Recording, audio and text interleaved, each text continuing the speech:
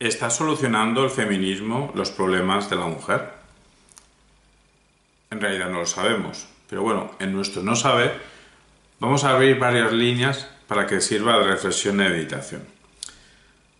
Ante todo, un pequeño esbozo de feminismo, al menos tal como lo entendemos nosotros. Misma dignidad, tanto para los hombres como para las mujeres, tanto para las mujeres como para los hombres. El feminismo se dice de muchas maneras, pero así como lo entendemos nosotros, con la noción central de la dignidad. ¿Cuáles serían los problemas de la mujer? Los problemas de la mujer, que también son los problemas de la sociedad, no es que sea un problema único, exclusivamente de ella. Los problemas de la mujer son los problemas de las mujeres y de los hombres. Pues serían la brecha salarial, el techo de cristal, su cosificación como objeto de deseo o como vientre de alquiler y llegar a fin de mes, vivas. Ante esta problemática cabe cierta actitud ética, intergéneros, pero también se necesitan ciertas opciones políticas. Esto es un problema ético y sobre todo un problema político. Bueno, pues vamos a empezar con una pregunta sobre si el feminismo lingüístico, referente al lenguaje de inclusión tanto de lo masculino como de lo femenino, a la hora de hablar, pues eso está aportando soluciones. Bueno, entendemos la intencionalidad de los que defienden un lenguaje inclusivo. La intencionalidad es que lo que no se nombra no existe. Y en cierta medida, pues cabe hacer un esfuerzo en esta línea para nombrar todo lo que existe, porque lo que no se nombra no existe, en cierta medida. Por eso, cierto uso razonable del lenguaje inclusivo, pues tiene sentido a la hora de hacer documentos oficiales, a la hora de empezar conferencias, a la hora de dirigirse a un auditorio, en la presentación, en los momentos clave del discurso. El problema está cuando en la totalidad del discurso, de los textos, cada vez que hablamos, siempre utilizáramos un lenguaje inclusivo. Eso, como nos lo ha dicho ya la Real Academia, eso va en contra de la economía del lenguaje.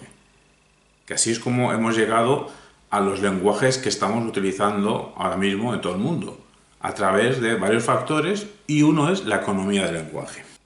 De ahí que utilizar términos como alumnado, en vez de solo alumnos, alumnado nos permite evitar la repetición de alumnos y alumnas, o de profesorado, que nos permite evitar la repetición de profesores y profesoras, pues personalmente lo consideramos aceptable. Incluso nosotros mismos, en nuestro uso personal del español, nos hemos basado en Jesús Mosterín, que utiliza el término humano para designar ser humano, para evitar el concepto hombre, porque ya sabemos la crítica que hay del término hombre, que aunque se refiere a los hombres y a las mujeres, históricamente se ha referido a los derechos de los hombres, las acciones de los hombres, los actos de los hombres.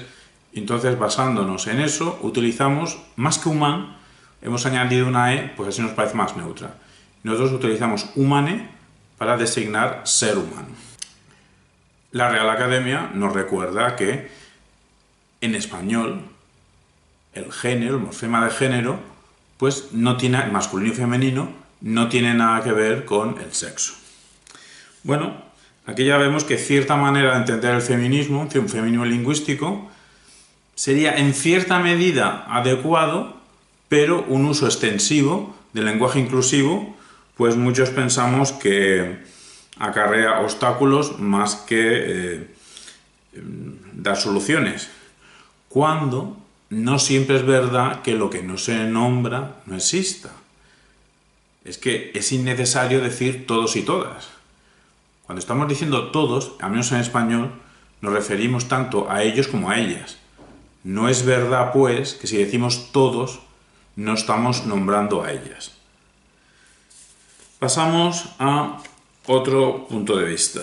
Un punto de vista que nos recuerda que respecto a los problemas de las mujeres, que son los problemas de la sociedad también, caben varias actitudes. Una actitud afirmacionista de dichos problemas, una actitud afirmacionista de que los problemas existen, pero que las razones de su existencia no tienen que ver con discriminaciones hacia las mujeres. Y existe una tercera opción, que es el negacionismo de dichos problemas. Vamos a tratar brevemente un pensador en modo psicológico que tiene cierto tirón mediático últimamente, que es Jordan Peterson, porque muchos antifeministas se apoyan en él. Jordan Peterson es un afirmacionista de la brecha salarial, incluso afirmacionista de que el género es una razón de dicha brecha salarial. Lo que pasa es que es un negacionista de que el género, la discriminación por género, sea la razón principal de la brecha salarial. Porque según él, la brecha salarial es un problema multifactorial, intervienen muchos elementos. Y el del género, estima él, en un 5% de las variables. ¿Cuáles serían esas otras variables o las principales variables que analiza Peterson? La complacencia, que las mujeres son más complacientes que los hombres, y luego tiene unos estudios que en el trabajo los más complacientes pues cobran menos, sean hombres o mujeres. Y como las mujeres son más complacientes, en general las mujeres cobran menos que los hombres, habiendo hombres complacientes y no complacientes, pero más mujeres complacientes. También la prioridad más bien masculina, mayoritariamente, de la ambición.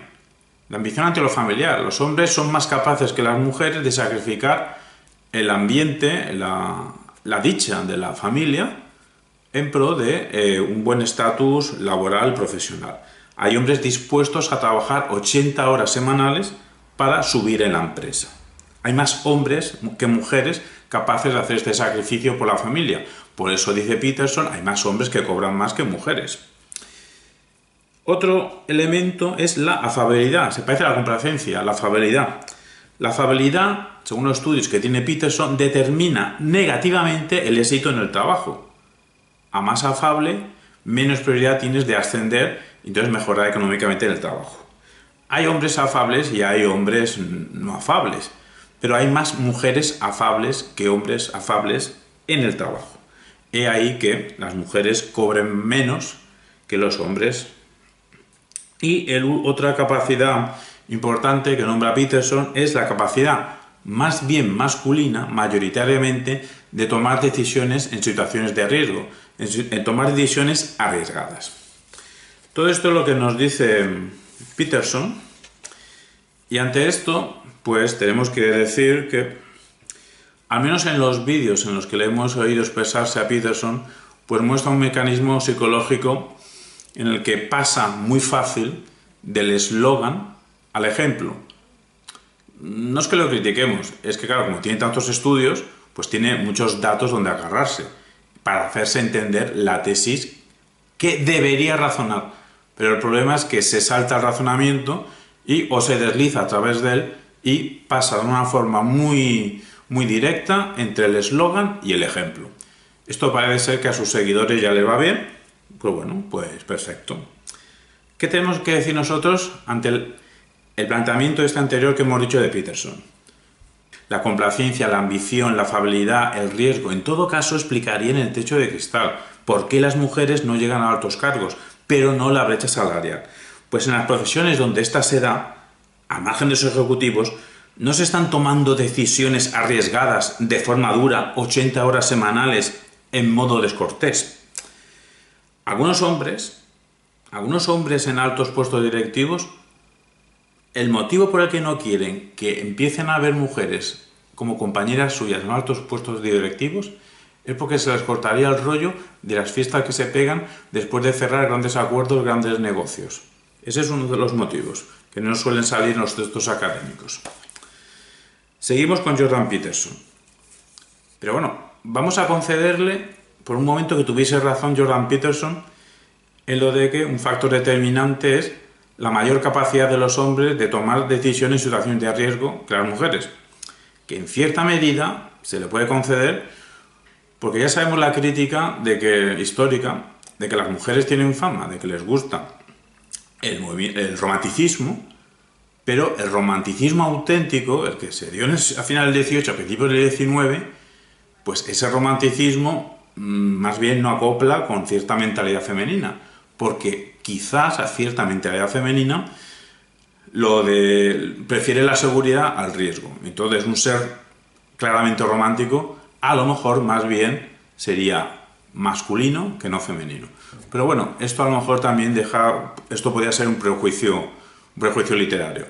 Pero un prejuicio literario que le daría la razón a Peterson de que los hombres toman más decisiones de riesgo porque les gusta más el riesgo. Bueno, vamos a ver.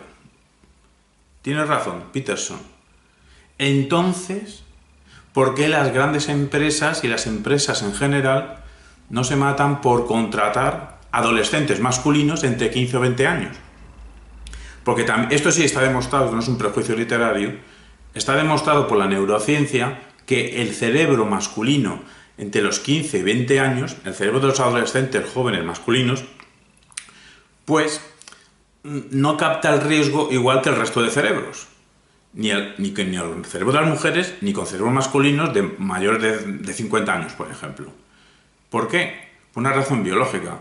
Porque eso les permite hacer gestas físicas, porque no ven el peligro, y así ser los machitos del grupo, así destacar socialmente entre el resto de varones y también ante las féminas del grupo.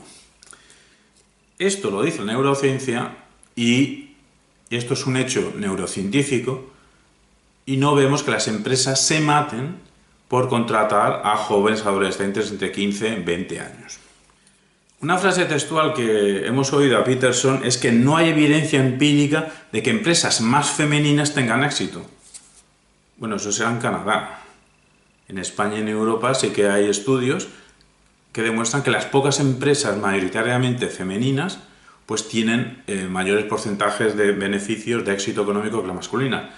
Hombre, siempre se nos puede decir que como son tan pocas empresas, pues no sabemos la razón exacta, que sea por la feminidad de las decisiones o a lo mejor es que tienen éxito por otro tipo de estrategias que utilizan, al margen de que sean mujeres las directivas, las trabajadoras, etc. Pero bueno, el dato está ahí. Quizá en Canadá no está comprobado, pero Peterson tendría que decir que al menos en Canadá y en Estados Unidos, la zona donde él estudia, pues no ha encontrado datos en este sentido. Tenemos que advertir también a aquellos antifeministas que se apoyan en Peterson para defender su antifeminismo, pues que sepan que el propio Jordan Peterson afirma lo siguiente, que nosotros suscribimos. Es deseable la igualdad de oportunidades entre hombres y mujeres. Asimismo, también afirma Jordan Peterson, las mujeres deben luchar por llegar a lo más alto.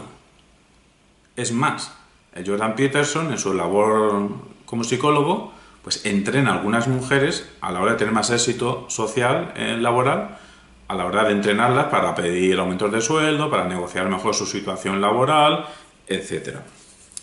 Pasamos a otra cuestión. Gustavo Bueno, Tesela, feminismo, género y posmodernidad.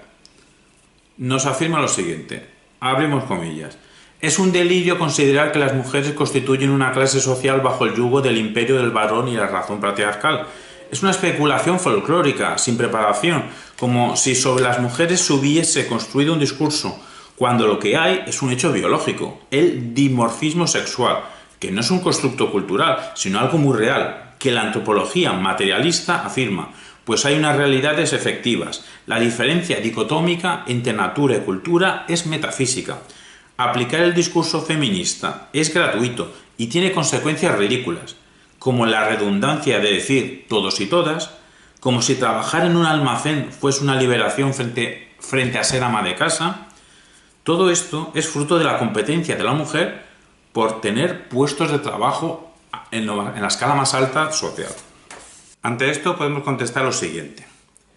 Que haya realidades biológicas diferentes entre machos y hembras de la especie humana, eso solo conlleva tautológicamente distinciones biológicas, pero no ética-políticas. Al menos no en una ética política que priorice la dignidad. Que seamos distintos no implica que debamos ser tratados de forma distinta, pues es mucho mayor la coincidencia, seres que solo se desarrollan plenamente en un ambiente de dignidad. Y cuando trabajar en un almacén no sea algo muy agradable, pues hagamos mejores las condiciones laborales en los almacenes. No nos olvidemos que trabajando de forma remunerada, el individuo gana en autonomía y autoestima. Y quizás muchas personas, quizás hay muchas mujeres, que prefieran trabajar en un almacén por tener una dignidad en el sentido de tener una autonomía económica, de tener una satisfacción personal que están haciendo un trabajo, a hacer las tareas de ama de casa, que ya sabemos que son súper necesarias, pero lamentablemente no están remuneradas. Y por eso no están reconocidas socialmente, ni estatalmente. ¿Y qué problema hay en que haya mujeres que quieran llegar a lo más alto? Gustavo Bueno, Tesela, violencia de género, 27 del 10 de 2000. Se abre comillas. Violencia de género igual asesinato a mujeres. La Real Academia dice que el concepto de género no tiene que ver con el de sexo. Esa apreciación de violencia de género contiene una teoría errónea, que hay una base natural de una diferencia biológica donde los machos serían violentos, depredadores y localistas frente a las hembras cosmopolitas a las que oprimen y maltratan, como si hubiese un conflicto permanente. La crítica principal es que la guerra entre sexos es una sustantivación infantil, pues si hubiese una guerra habría que esperar que tras cada esquina hubiese un macho agazapado presto a violar a una hembra. Y esto no se da en absoluto. Esas situaciones de asesinato se dan en un escenario doméstico. ¿Por qué hablar de una guerra de sexos en vez de la violencia doméstica? Pues las causas ya no serían tanto biológicas sino culturales, de la familia. Se trata de una relación de dependencia de algunos hombres ante sus mujeres que no aceptan el divorcio. Se cierra comillas de la Tesela de Gustavo Bueno. Ante esto tenemos que decir que entre las dos Teselas de Bueno se da una inversión. Mientras que en la del feminismo afirma que el feminismo niega lo biológico para construir un discurso cultural, subrayando Bueno lo biológico, el dimorfismo sexual, en la Tesela de la violencia de género, en cambio, afirma Bueno que el feminismo descansa en una tesis biológica belicista falsa, subrayando Bueno, en cambio, lo cultural, la influencia de la familia en el ámbito doméstico. Curioso, cuando menos. Si el mismo discurso feminista estuviese sustentado por la misma persona, en ambos textos, quizá habría una contradicción. Pero bueno, en el caso de Gustavo Bueno es el mismo Gustavo Bueno, y en fechas muy cercanas entre sí. ¿Qué decimos a todo esto? ¿Qué decimos al planteamiento de Gustavo Bueno? Pues que el negacionismo lingüístico no tiene por qué llevarnos al negacionismo factual. Recurrir aquí a la academia no es del todo acertado, pues su reflexión, la de la academia, es acerca del lenguaje inclusivo, no de la violencia. Que el sintagma violencia de género no sea del todo adecuado, quizá, no debe llevarnos a ser ciegos a la realidad. Hay otros términos, quizá también no adecuados: feminicidio, homicidio en razón de género, terrorismo androcéntrico. Ciertamente, tras cada esquina no hay un macho agazapado presto a violar a una mujer, pero con datos actuales de España de abril 2019 parece ser, bueno, que dicen los datos, que el 50% de las mujeres jóvenes en España han sufrido acoso callejero. Sí, acoso callejero, no es una violación tras una esquina, pero el 50% de las mujeres en España jóvenes han sufrido acoso callejero, aparte del acoso intrafamiliar, laboral, etc. En Facebook se ha puesto de moda, bueno, que es una moda, es una denuncia de vídeos producidos de forma oculta por mujeres que pasean por ciudades, Nueva York o ciudades españolas, en las que se ve cómo son acosadas verbalmente, lingüísticamente, incluso a veces un poco más allá, por decenas de hombres. En 5 minutos que dura el vídeo son una cantidad bastante grande. Otro dato a tener en cuenta es en España, y hay ciudades y ayuntamientos que les piden a los conductores o conductoras de autobús nocturnos que cuando tienen que dejar a una mujer que se baje sola, pues no hace falta que se baje en la parada. Pueden dejarla, si así lo solicita la persona, en la puerta de su casa. Esto no se ha planteado entre los hombres, porque es que a lo mejor los hombres no tienen este peligro que tras cada esquina pueden acosarle, pueden violarle, etc. No nos olvidemos que las violaciones de las mujeres hacia las mujeres, ¿por quién han sido producidas mayoritariamente? ¿Por mujeres o por hombres?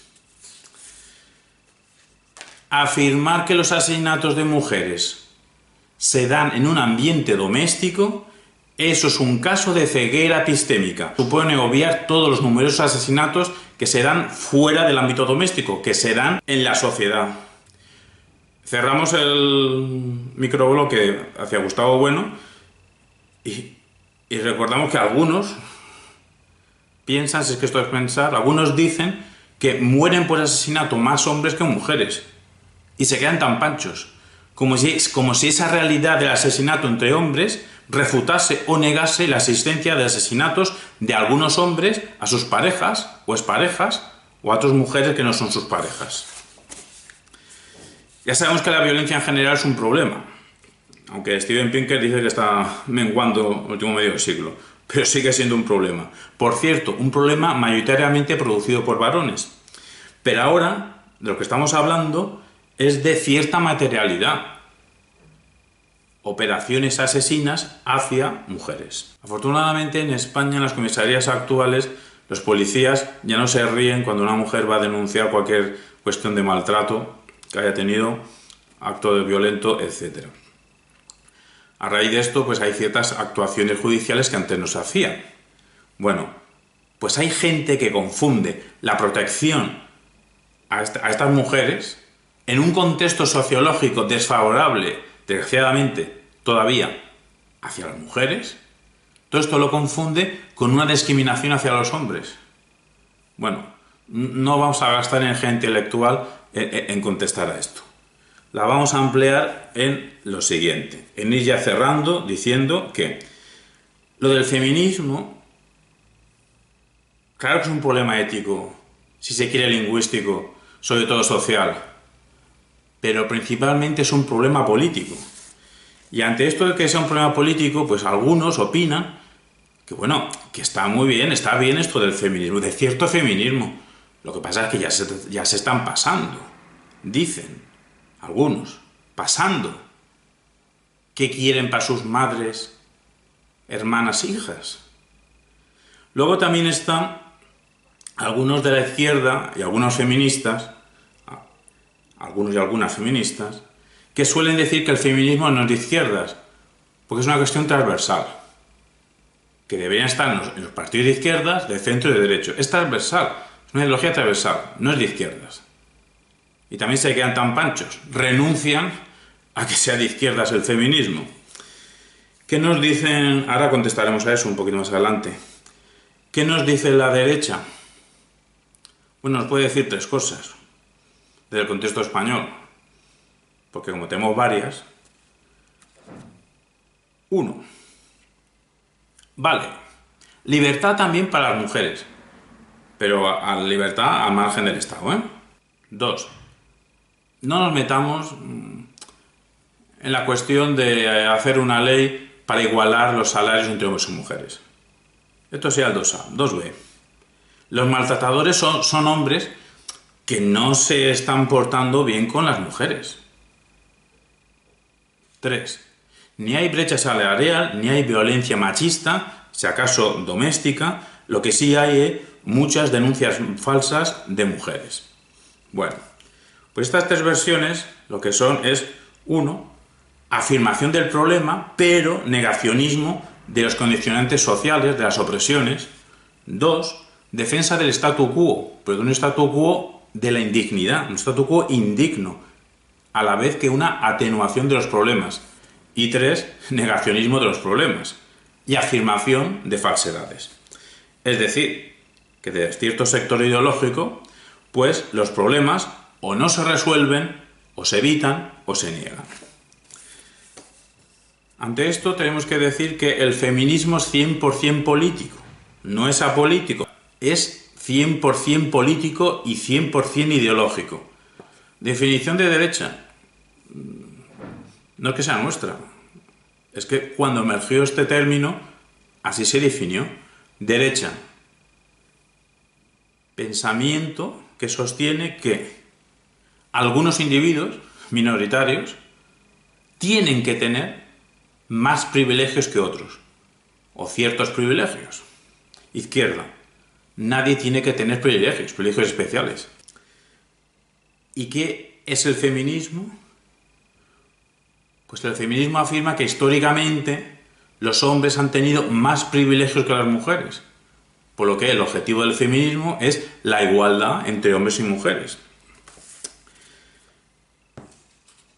Entonces la pregunta inicial que decíamos al arrancar este vídeo, de que si el feminismo actual está resolviendo los problemas de las mujeres, pues el feminismo se dice de muchas maneras, hay varios feminismos. Algún feminismo sí está dando ciertas soluciones al tema de las mujeres, está denunciando, está poniendo los puntos sobre la I, está subrayando lo que todo el mundo tiene que saber. Por ejemplo, Marta Nussbaum, que en su libro Las fronteras de la justicia nos hace una denuncia de que todos los filósofos de la política, todos los filósofos de la justicia, o casi todos, se han olvidado de las mujeres. Es más, que tiene un problema con la cuestión de la igualdad entre hombres y mujeres. Aquí hace la denuncia, el diagnóstico y el remedio lo tiene en su enfoque de las capacidades, donde hace un listado, un análisis de todas las capacidades que deberían los gobiernos desarrollar entre sus ciudadanos.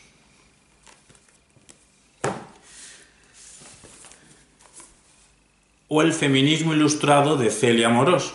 Esto ya en el ámbito hispánico. ¿Qué nos dice Celia Amorós?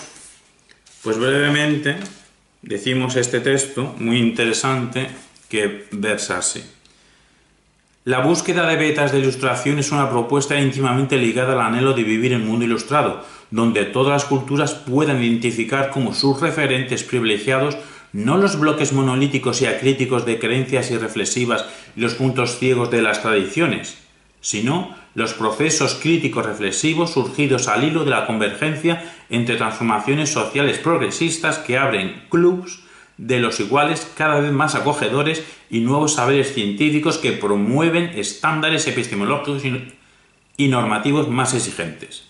Son estas vetas de ilustración los nichos ecológicos de los feminismos. Siempre hemos afirmado la existencia de un vínculo entre los feminismos y las ilustraciones. Feminismo es ilustración. No en vano, uno de los primeros textos feministas, Vindicación de los Derechos de la Mujer, de Emily Wollstonecraft, es una traslación de la tesis ilustrada de Kant de la dignidad de las personas, de que nadie sea un medio para los demás, sino un fin. Pues en vez de tan abstracto de que nadie, o que ningún ser, pues Emily Wollstonecraft lo que tradujo es mujer. Ninguna mujer debe ser un medio para ningún fin masculino. Y cerramos con el feminismo comunicativo de Amparo Moreno. A continuación vamos a desarrollar un discurso que en su momento pronunciamos en Roquetas de Mar, titulado La mentalidad androcéntrica, eso que algunos tienen en el cerebro. Y lo trasladamos aquí en el sentido de que es un ejemplo de que cierto feminismo se aporta soluciones, comunicativas en su caso, y sirve esto de refutación a la razón, a la supuesta razón androcéntrica patriarcal. Y tras este discurso, que advertimos que dura 24 minutos, diremos unas conclusiones. El 5 de marzo de 2010 en Roquetas de Mar, Almería, pronunciamos una pequeña conferencia con este título de un texto que habíamos escrito en 2009 titulado Crítica del pensamiento androcéntrico, que pasamos a leer por su interés, sobre todo en estos días. Este hombre ha elegido hablaros de la mentalidad androcéntrica, cierta forma de pensar insertada en el interior del cerebro de muchos hombres, pero también de muchas mujeres, y que desde su interior rige su comportamiento y su manera de juzgar a los demás y de ver el mundo social. Acerquémonos a esta mentalidad primero con un ejemplo reciente de marzo de 2010. En nuestra vecina provincia de Granada disponen de hasta archidiócesis y todo, administración eclesiástica de la Apostólica y Romana Iglesia Católica, y a su mando se encuentra el señor arzobispo, en este caso un tal Javier Martínez, quien, cumpliendo con sus obligaciones pastorales y no sabemos si inspirados directamente por el Altísimo, se dirigió el pasado 20 de diciembre de 2009 a sus feligreses reunidos en la catedral respecto a las mujeres que abortan, con estas palabras, se abre comillas: eso le da a los varones la licencia absoluta, sin límites, de abusar del cuerpo de la mujer. Se cierra comillas. Sí, lo han oído bien, el prelado jefe de los católicos granaínos prescribe el abuso ilimitado del cuerpo de las abortistas por parte de los varones católicos, a quienes concede licencia absoluta. Estas sagradas palabras ejemplifican a la perfección la mentalidad que nos ocupa, una en la que el eje y centro social lo constituye el macho dominante, y en este ejemplo, protagonizado por un amante del prójimo donde los haya. Lo que debe estar en la cabeza de este prelado es el siguiente pensamiento: dado que por culpa de esta ley del aborto, peor que cualquier ley nazi, ciertas mujeres tendrán amparo legal para asesinar a sus criaturas, los varones, para compensar semejante diabólico desaguisado, tendrán que yacer con ellas una y otra vez hasta que su vientre vuelva a ser fértil otra vez. Pensamiento androcéntrico en estado puro, y hasta bendecido, el cuerpo de la mujer como depósito de semen marital. Uníos y reproducíos. Y hay quien ose quebrantar el mandato divino, la orden del gran macho seminal. El motivo de nuestra intervención es explicar telegráficamente cómo dicha mentalidad se ha formado. La narración que van a escuchar supone comunicar la tesis principal del libro De qué hablamos y no hablamos cuando hablamos del hombre, apareció en 2007, de la turolense Amparo Moreno, Sarriá, intelectual y progresista y catedrática de Historia de la Comunicación comprometida con las mujeres y con los hombres. De todas formas, no podemos evitar dejar aparecer por aquí y por allá contenido de nuestra propia cosecha. La historia viene de lejos, hace más de 2 millones de años, cuando todavía no éramos humanos. Entre los grupos de homínidos africanos parece ser, según nos relatan los antropólogos, que las hembras, tras observar los combates entre los machos más vigorosos, seleccionaban a los mejores ejemplares para que cumplieran con la tarea de sementales.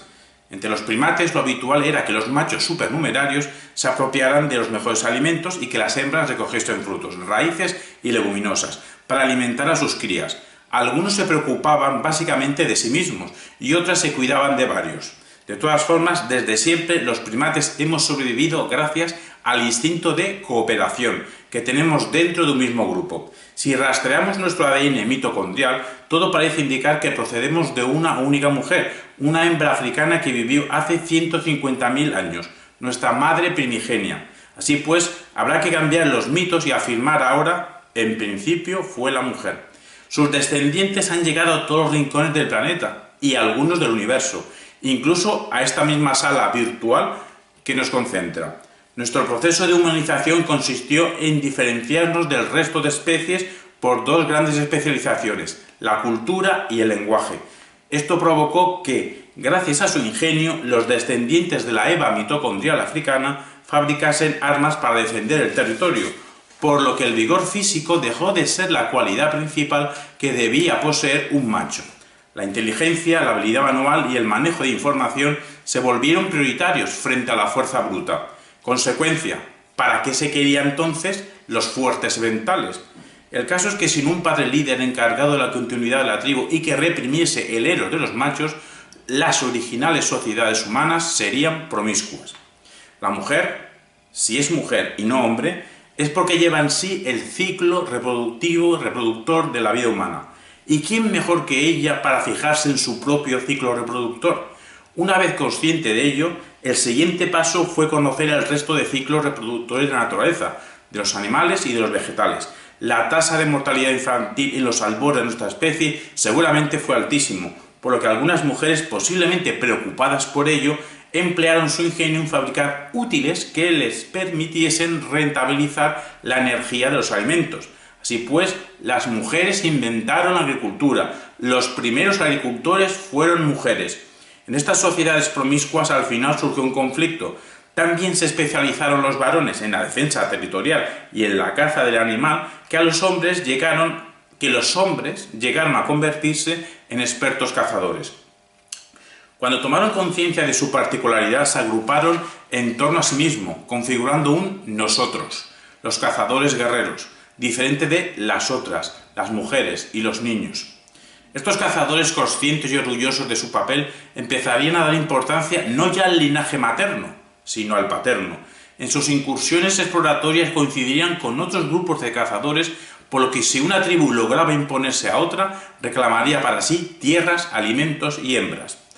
Esta conflictividad entre la antigua matrilinealidad y la incipiente patrilinealidad no fue asunto de unos días, parece ser que duró unos 8.000 años, entre el menos 10.000 y el menos 3.000 antes de nuestra era aproximadamente. La conflictividad se manifestó en diversos frentes. Por ejemplo, a partir de que se vincule el coito con el posterior nacimiento, empezarán las esculturas de simbología fálica. La mujer ya no es la única protagonista de la reproducción. El hombre se sabe procreador. Otro frente sería que las mujeres de las sociedades de cazadores llegaron a domesticar los animales, surgiendo así sociedades dedicadas al pastoreo nómada. Estos cazadores pastores que empezaron a controlar mujeres y hombres de otros grupos no les permitirían ni a ellas ni a ellos proseguir con sus costumbres promiscuas, por lo que empezó la represión del eros, la prohibición del incesto. Lo que cabe retener es que hubo un conocimiento femenino vinculado a la conservación de la propia especie que, tras descubrir fenómenos naturales, inventó la horticultura, ganadería, cerámica, la vestimenta, manufacturas y el intercambio amistoso de productos. Cuando este macho cazador pastor logró imponerse al fin, se adueñó de ese conocimiento originario de las mujeres y lo utilizó para sus fines fratricidas y expansionistas. Lo que los historiadores y los economistas parecen ignorar, o algunos de ellos, es que la primera forma de organización económica fue la economía del eros, el saber intervenir en el entorno para conservar a la propia especie a través de la extracción de recursos a partir del conocimiento de la naturaleza, fuente de energía que también hay que conservar y no arrasar. Todo ello articulado socialmente en una moral, la moral del cuidado a los propios y el establecimiento de lazos amistosos con los extraños. Todos los hombres y las mujeres que han poblado la faz de la tierra iniciaron su existencia en las entrañas de una hembra. La verdad humana y radical es que todos nacimos de vientre de mujer. Verdad de perogrullo, que en cierto momento de nuestro pasado fue abiertamente no ya ignorada, sino ocultada, quitando el protagonismo de la hembra para dárselo al macho portador del germen de la vida. Así pues, varios son los mitos que nos hablan de un Zeus progenitor de Atenea, virgen fundadora de la polis, o de un Yahvé modelador primero de Adán, señor de todas las bestias de la tierra, y luego a partir de una costilla suya, de un semejante suyo para que le ayudase, Eva, causante de que Adán comiese el fruto prohibido, ganándose a Adán el premio del trabajo, y Eva preñeces penosas, parto con dolor y búsqueda de marido que la domine. Este tipo de sentencias son las que nuestro arzobispo de Granada le pone. La economía del eros fue reprimida y transmutada en economía del tánatos. La figura del guerrero llegó a convertirse en dominante, exigiendo para sí territorios, bienes materiales y control sobre los otros, mujeres, niños y extranjeros. La actual industria armamentística hunde sus raíces en un pensamiento con solo 5.000 años de antigüedad. La misma ideología que construyó la lanza fue la que luego construyó el misil.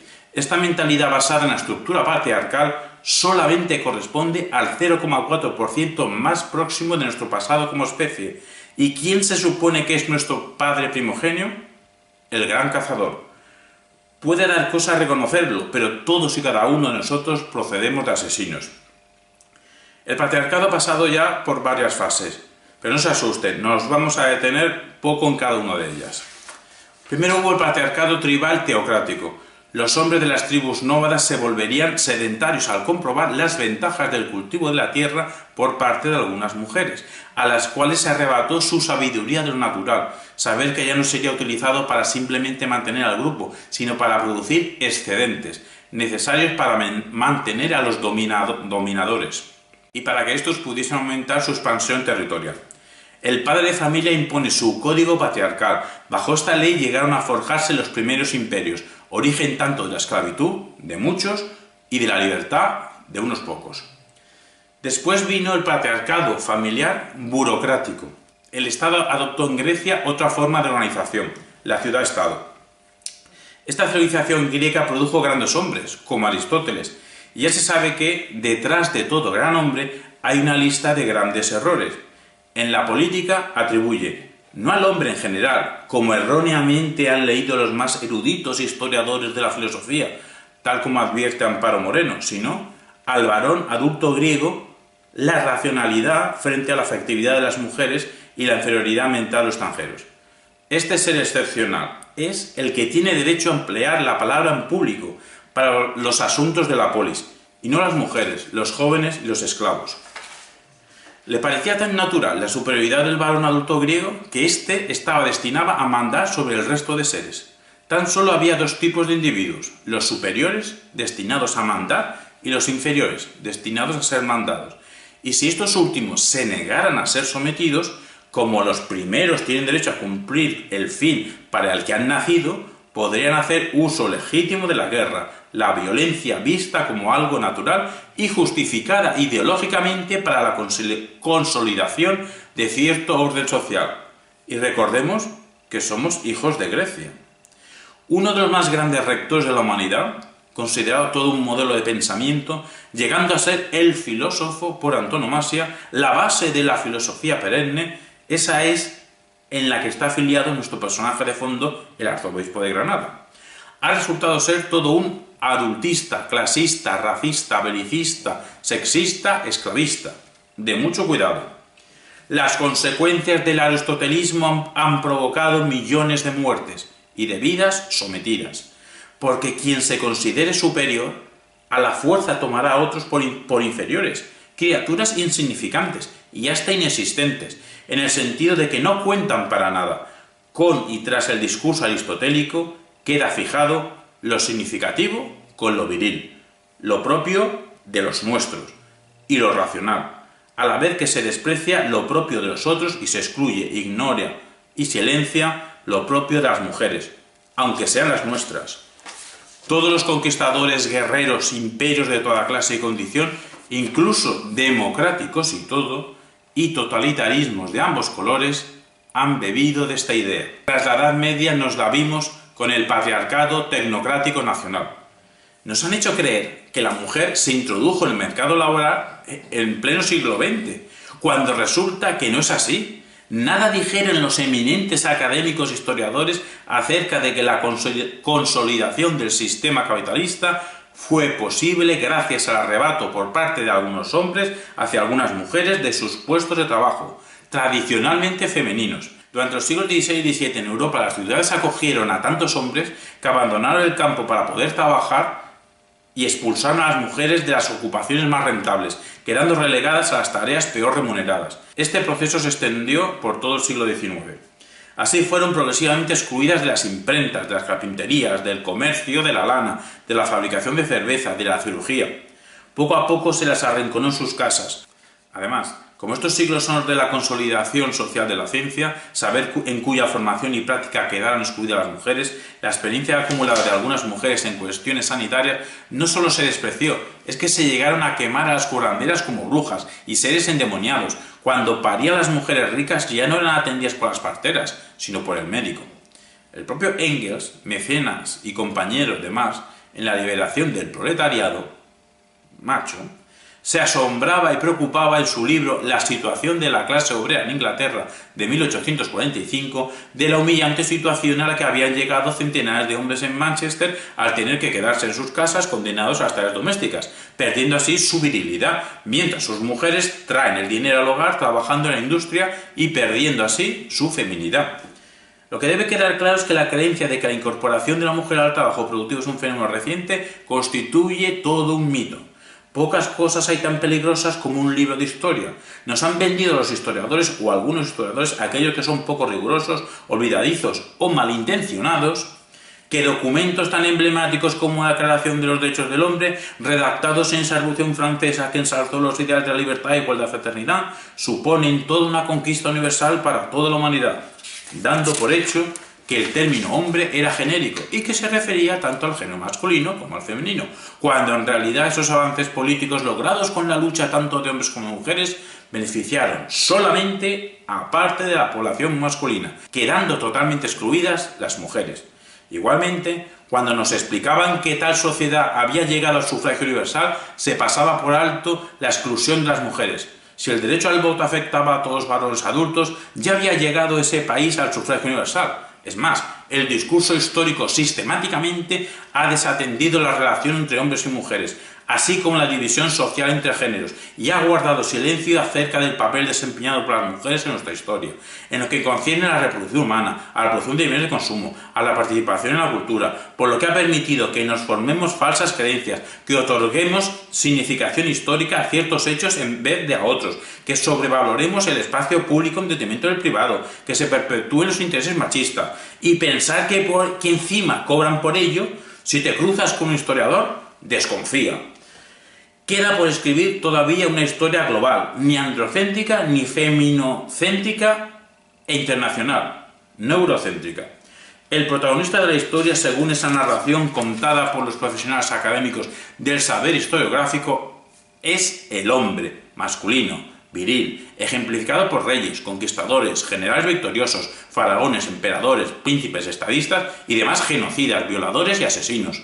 Una representación parcial, falsa y errónea y por lo tanto poco representativa de nuestra especie.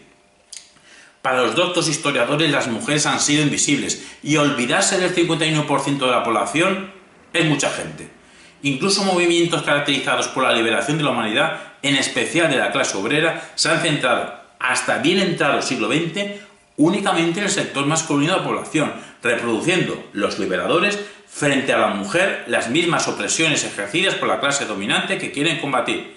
Pues vaya liberadores, tan solo quisieron transformar la situación de sus compañeros de género. Al final se llega al patriarcado tecnológico, crático, multinacional.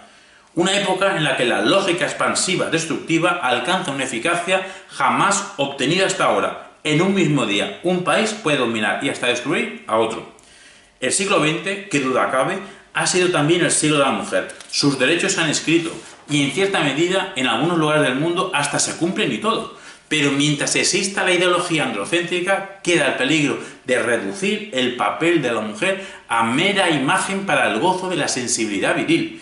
En Occidente, hombres y mujeres disfrutamos por ley de idénticas obligaciones y derechos, pero con tan solo analizar las fotos de los periódicos y de las revistas, veremos que hay campos supuestamente serios propios de hombres y campos supuestamente frívolos propios de mujeres. El arquetipo viril se somatiza desde la más tierna infancia, desde las instituciones, familia, escuela, medios de comunicación y quien sea inocente que tire la primera piedra.